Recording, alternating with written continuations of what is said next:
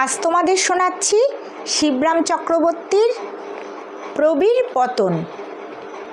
নেহাত অমূলক নয়, বরং বলতে গেলে বলতে হয় মূলই এই কাহিনীর মূলে। কথায় বলে শত্রুর শেষ রাখতে নেই, সমূলে তাকে সংহার করাই উচিত। আমার সংহার পর্বটা প্রায় তার কাছাকাছিই যায়। সমূলে তাকে আমি শেষ করেছি। সেদিন রবিবার হলেও সবাই আমরা গেছি স্কুলে। আমরা মানে আমাদের সেকেন্ড ক্লাসের ছেলেরাই কেবল। আমাদের ক্লাসে গিয়ে জমেছি সকলে। স্কুলের বার্ষিক উৎসবের দিনে একটা নাটক অভিনয়ের কথা হচ্ছিল। সেদিন সেই নাটকের মহড়া শুরু হবার কথা। কী নাটক আমরা জানি নে, আমাদের বাংলার স্যার লিখেছিলেন পালাটা, আর তার বিভিন্ন ভূমিকায় অভিনয় করবার পালা ছিল আমাদের। সেদিনকে সেই সব পার্ট বিলি হবার কথা। ক্লাসে আমরা বসতে না বসতেই স্যার এসে দাঁড়ালেন, হাতে খেরো বাঁধা মোটা একটা খাতা। সেইটাই তার স্বরচিত নাটকের কপি বলে মনে হলো আমাদের। ক্লাসে বসেই তিনি শুধলেন আমাদের, জনাকে কেউ জানো তোমরা? কারো মুখে কোনো জবাব নেই। কোন জনার কথা উনি বলছেন কে জানে, কত জনাকেই তো জানি। তিনিই জানালেন, প্রবীরের মা জনা। আমরা সবাই এক দৃষ্টে প্রবীরের দিকে তাকালাম। আমি বললাম, প্রবীর তো তার মার নাম কোনোদিন আমাদের জানায়নি স্যার, জানবো কি করে? প্রবীর আপত্তি করে, কেউ কি তার মার নাম কখনো মুখে আনে? আনতে আছে কি? মা গুরুজন না? সায় দিলেন মাস্টার মশাই, মহাগুরু। কিন্তু আমাদের প্রবীরের মার কথা এখানে হচ্ছে না। পৌরাণিক প্রবীরের কাহিনী নিয়েই আমার নাটকটা। মহাভারতের প্রবীর যেমন বীর তেমনই যোদ্ধা, তাকে নিয়েই আমাদের এই পালা। আর সেই প্রবীরের মার নাম হচ্ছে জনা। তাই বলুন স্যার। হাঁপ ছেড়ে বাঁচলাম আমরা। আমার নাটকটার নাম হচ্ছে জনা ওরফে প্রবীর পতন।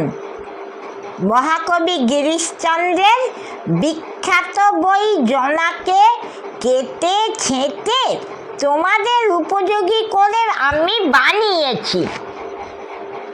তারপর তার কথার সারাংশ প্রকাশিত হলো। প্রবীরই হলো এই বইয়ের হিরো, নাটকের মেন পার্ট।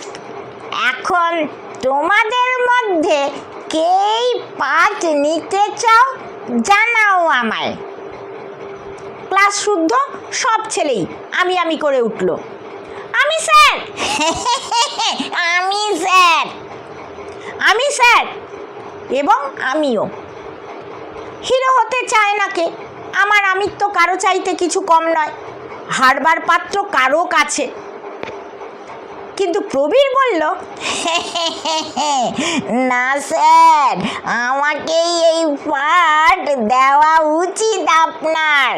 আমি এর জন্য আগের থেকেই বিধি নির্দিষ্ট।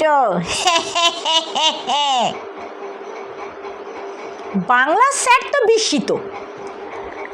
বিধি নির্দিষ্ট? নইলে স্যার আমার নাম প্রবীর হতে গেল কেন? এই স্কুলে আমি পড়তে এলাম কেন? এখানে ভর্তি হতে গেলাম কেন? এই ক্লাসে প্রমোশনই বা পেলাম কেন? এত কেনর জবাবে আমার ছোট্ট একটা প্রতিবাদ, তোর নাম প্রবীর হতে পারে, কিন্তু তোর মার নাম তো আর জনা নয়। বইটার নাম শুনেছিস? জনা ওরফে প্রবীর পতন। মার নাম জনা না হতে পারে, কিন্তু জনাই আমাদের দেশ। মাস্টার মশাই জিজ্ঞেস করেন, জনাই যেখানকার মনোহরা বিখ্যাত, মনোহরা নামক মেঠাই প্রসিদ্ধ যেখানকার? হ্যাঁ স্যার, সেখানেই আমার জন্ম, সেই জনাই আমার মাতৃভূমি। ঘাড় নাড়েন বাংলা স্যার। তা বটে, সে কথা ঠিক। জননী জন্মভূমিশ্চ স্বর্গাদপি গরীয়সী। তাহলে পাঠটা আমার পাওয়া উচিত কি না আপনি বলুন স্যার। কিন্তু শুনেছ তো বইটার নাম প্রবীর পতন। প্রবীর খুব বীর হলেও যুদ্ধ করতে করতে শেষটায় মারা পড়বে। শেষ পর্যন্ত মারা পড়তে রাজি আছো তো তুমি? কেন মরবো না স্যার, সত্যি সত্যি তো আর মরতে হবে না, তবে যতক্ষণ আমি পারবো বীরের মতন লড়াই করে যাব। সহজে মরবো না স্যার, তা কিন্তু আমি বলে দিচ্ছি।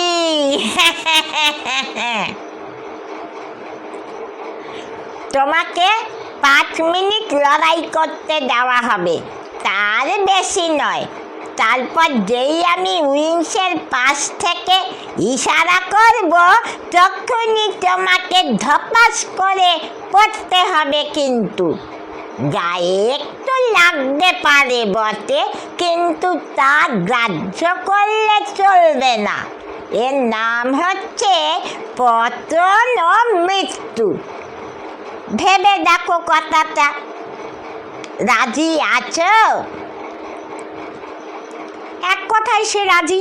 তার নামে তু থার বীর তো, সেই কথাটাই আমাদের চোখে আঙ্গুল দিয়ে দেখিয়ে সে বললে যে বীরের মৃত্যু তার শিরোধার্য। আহা, নামমাত্র মরে নাম করতে কে চায় না যেন। প্রবীরের পার্টটা সেই পেলে, আর সব পার্টও বিলি হলো। সবাই পেল এক একটা পার্ট, আমিও পেলাম একটা। আমারটা কাটা সৈনিকের পার্ট, তাতে কোনো বক্তৃতা নেই, লম্পঝম্প কিচ্ছু না। স্টেজের এক কোণে চুপটি করে মরার মতন শুয়ে থাকা কেবল। নাকে মাছি বসলেও নড়া চলবে না, মশা কামড়ালেও না। প্রবীর যখন বীর দর্পে তার তরোয়াল ঘুরিয়ে স্টেজময় দাপাদাপি করবে, আমি তখন লাশের মতোই পড়ে থাকবো এক পাশে, একটা কথাও কইতে পাবো না। ও যদি আমার পায়ের কাছেও এসে লাফায়, আমায় ডিঙিয়ে যায়, বারংবার আমার এধার থেকে ওধারে টপকাতে থাকে, এমনকি আমার ওপরে দাঁড়িয়েই লড়াই জমায়, তবু আমি মোটেই ওকে ল্যাং মারতে পারবো না। আমার মুখে যেমন কথাটি নেই, পায়ের বেলাও ও কথা নয়। সেরকম কথা থাকলে স্টেজের ওপরে শুয়ে শুয়েই এইসা একটা ল্যাং মারতাম ওকে, যে বাছাধনের আর 5 মিনিট ধরে লড়াই চালাতে হতো না। সেই একটি ল্যাংয়েই পতন, আর পতনের সঙ্গে সঙ্গে মৃত্যু। কিন্তু মাস্টারমশাই বললেন, প্রবীর যাই করুক না, আমার পক্ষে কোনো ল্যাং বা ল্যাঙ্গুয়েজ নাস্তি। বইয়ের সব পার্টেরই ব্যবস্থা হলো, কিন্তু জনা সাজতে রাজি হলো না ছেলেদের কেউ। পার্টটা ডিফিকাল্ট বলে নয়, মেয়ের পার্ট বলেই, বরং নেপথ্যে কোলাহল হতে সবাই রাজি, কিন্তু জনা হতে একজনাও না। তখন মাস্টারমশাই নিজেই জনার পার্ট নিলেন।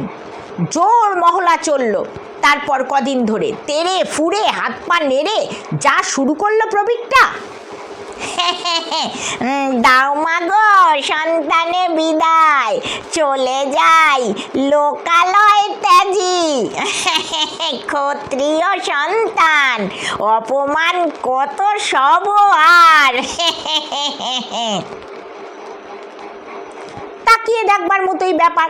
তার অঙ্গভঙ্গি রকম সকম ভাব ভাব দেখে এমনকি প্রবীর প্রসবনী জননী জনা ওরফে আমাদের বাংলার মাস্টারেরও তাক লেগে যায়।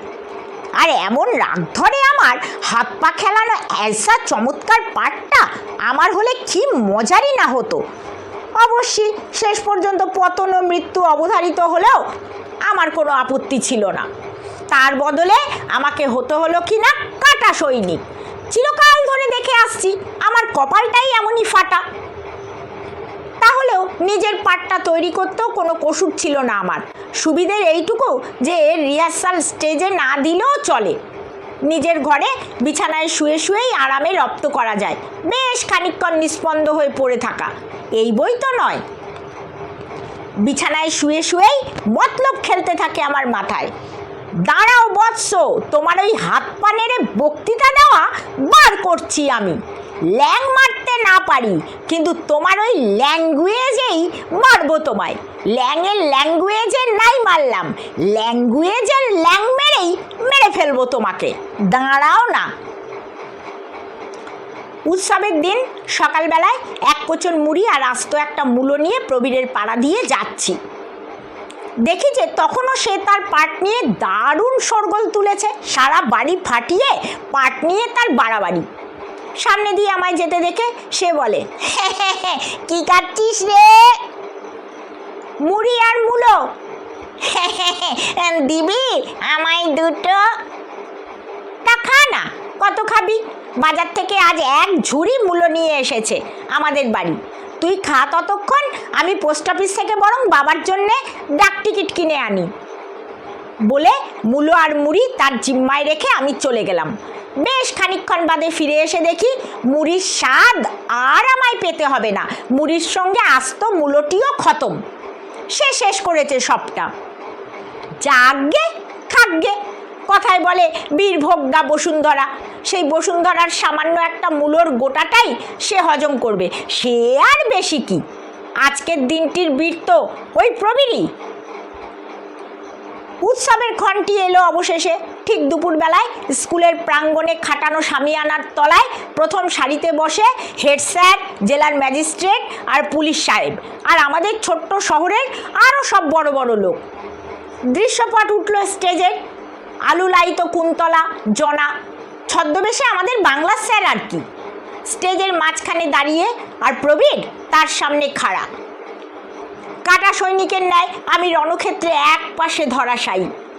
হাত পা নাড়া দিয়ে শুরু হলো প্রবীরের, দাও মা, মা গো, সন্তানে বিদায়।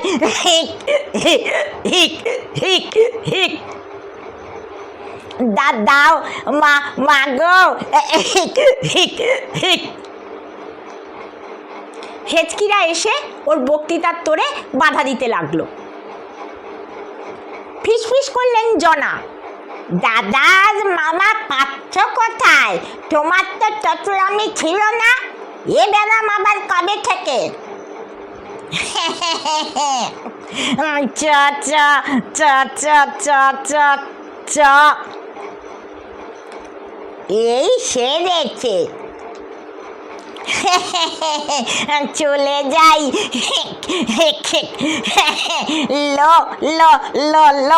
লোকালয় ত্যাজি।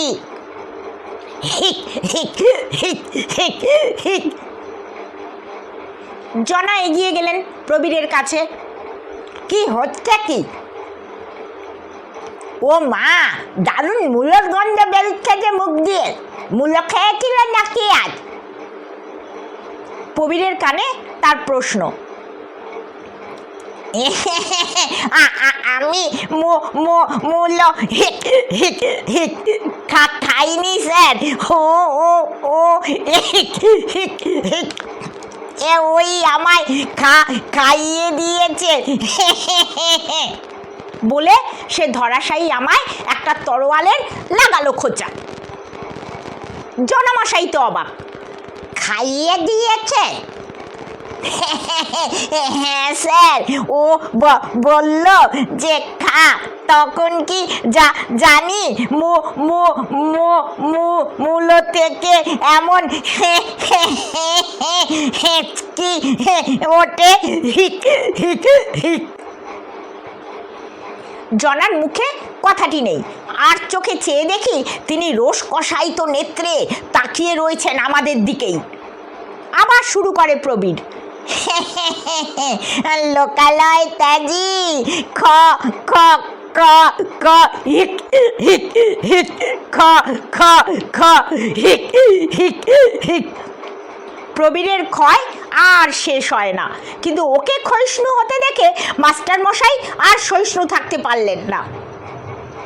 বেশ চড়া গলাতেই বলে ফেললেন, খুব হয়েছে এবার। কিন্তু প্রবীরের হেঁচকি উঠতেই লাগলো। জনার ধিক্কারে তার হিক্কার বাধা পেল না একটুও। যা যা জানি স্যার, ও আমার শত্রুর, চিরদিনই জানি, কিন্তু এত বড় শত্রুর তা আমি জানতুম না স্যার।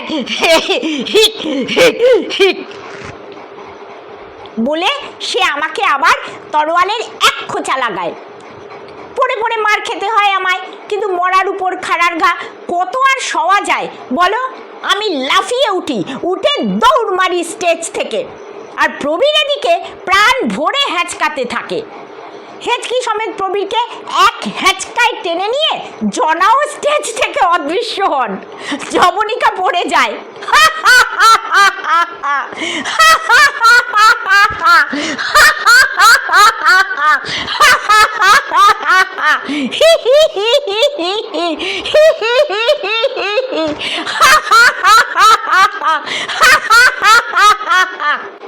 অট্ট হাসে সামিয়ানা ফেটে পড়ে। আমি ততক্ষণে তার ত্রিসীমানা থেকে কেটে পড়েছি।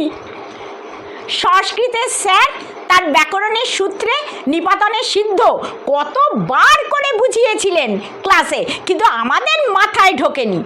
আজ প্রবীরের নিপাতনে আমার সিদ্ধি লাভ হওয়ায় তার মানে হাড়ে হাড়ে টের পেলাম আমি। তরোয়ালের খোঁচাগুলোই টের পাইয়েছিল আমায়। আর এর মূলে ছিল সেই মূলত আমি হলেও মূলকেই আসলে আসামি করা উচিত।